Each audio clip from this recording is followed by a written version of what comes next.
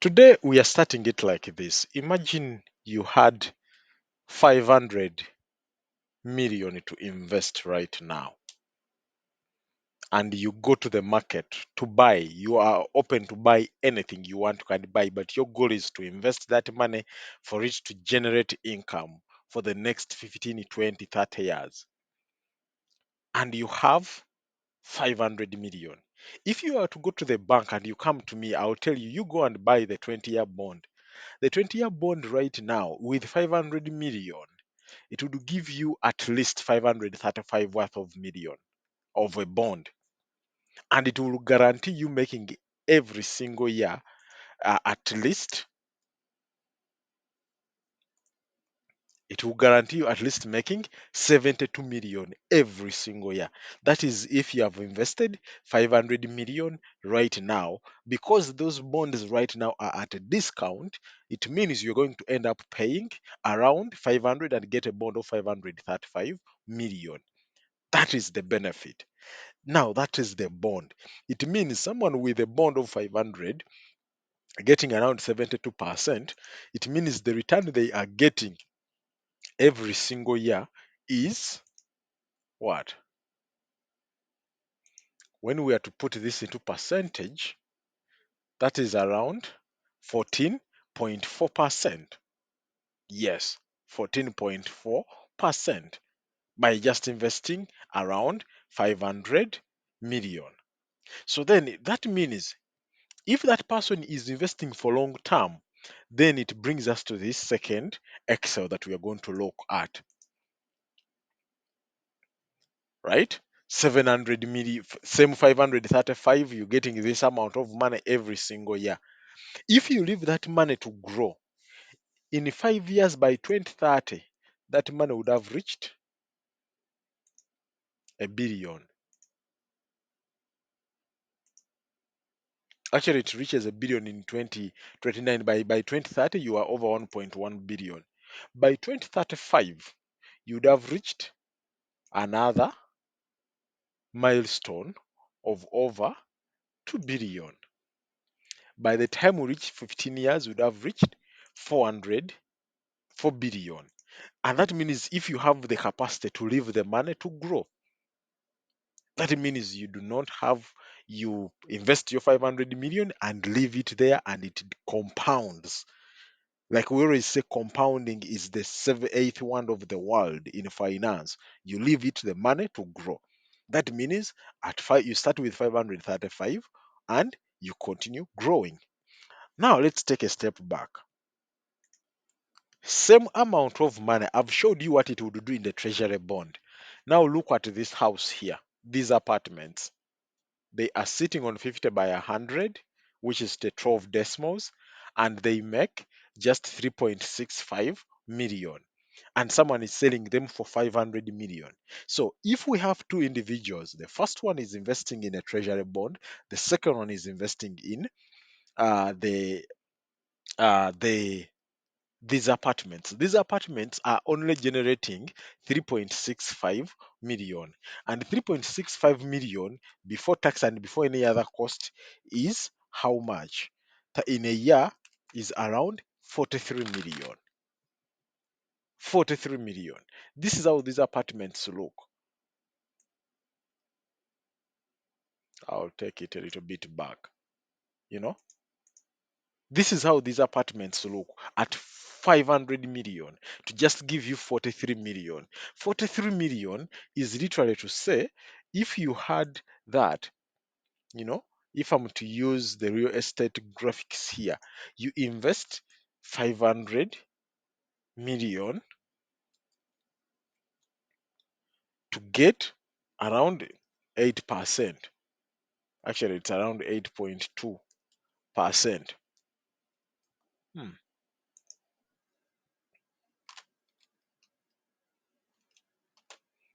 8.76 before tax. And let's assume you don't even pay tax. And because this is for real estate, then it means you can easily withdraw it 43,800 and you be using it for other things. So that means if you do it for this long, for the next until 2040, because for real estate, you are still withdrawing that, and that's what it's going to keep going.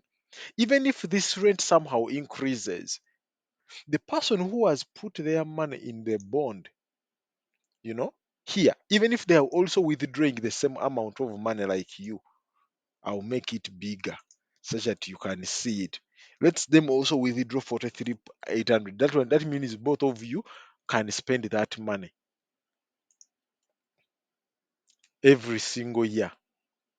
For them, they are making 49.75 million and they are withdrawing just 43. Their money keeps growing.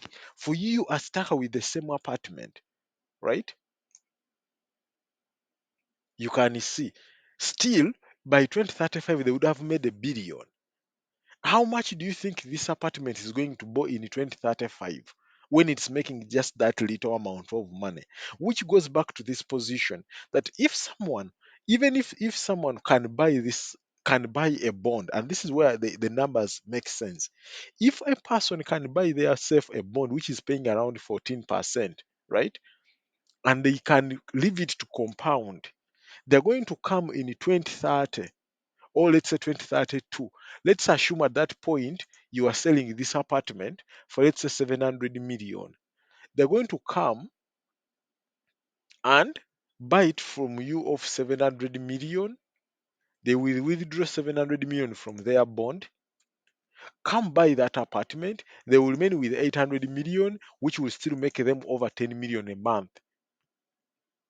But still, now they will have two assets. They will have the treasury bond, making them 10 million, and then they will have the apartment. Even if someone indeed matters, they have to buy that apartment. Why? They first invested in something that compounds faster and compounds better right now. Then later they use the proceeds to buy the apartment. But then you want to sink in, you want to sink in 500 million in this. So let's look at it this other way. Maybe if I'm to explain it better.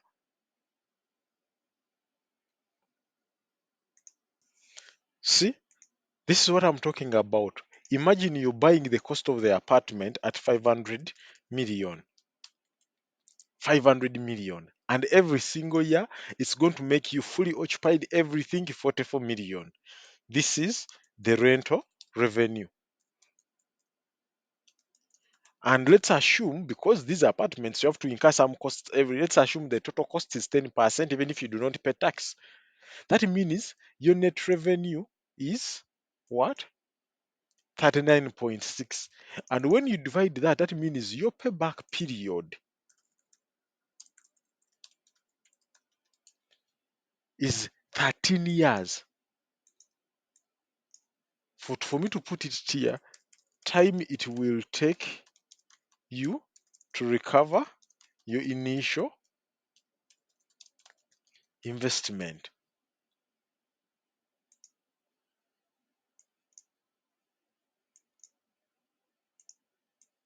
13 years. Payback period is 13 years. What is the payback period in a treasury bond? You know, when you come back here and you come back and be like, if I have 74 million and that's what it's paying me, let's assume you withdraw all of it.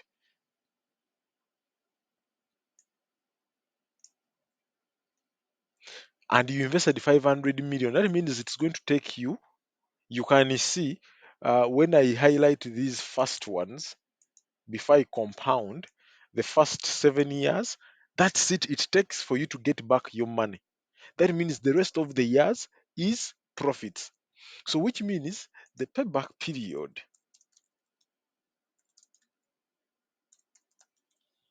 is 7 years. And here I can say without compounding. So if I don't need to compound and it is going to take me just 7 years for me to make back to get back all my money I've invested in, and that means the remaining years I'm going to be enjoying just profits, you know? Yes, those are the 7 years there. I'll highlight them in a little bit of a green there. 7 years, and I'll have my initial investment. While if for you in your land, you have 13 years for you to take it back. It means in 7 years, For you would have made just how much?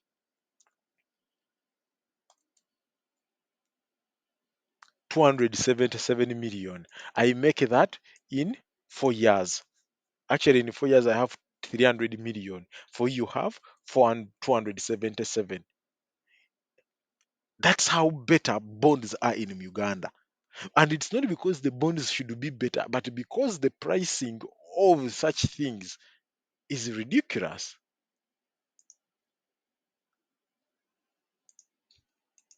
You can see 500 million to make 3.6 a month, 500 million, half a billion to make just 3.6 million a month.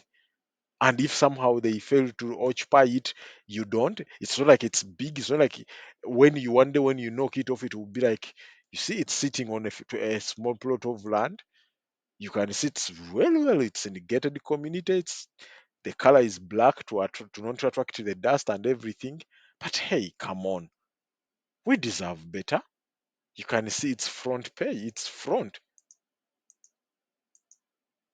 And you want to sell this for 500 where you're making just 3.6 million a month. This shouldn't go for maximum 400 million. That's it. And even at 400 million, you're going to make just a 10% interest, 10% return for you to break even in 10 years, while someone who has invested in the bond can break even in 6 7 years. If they compound their money, if they leave some of their money to compound, they break even, they double their money in 4.5 years.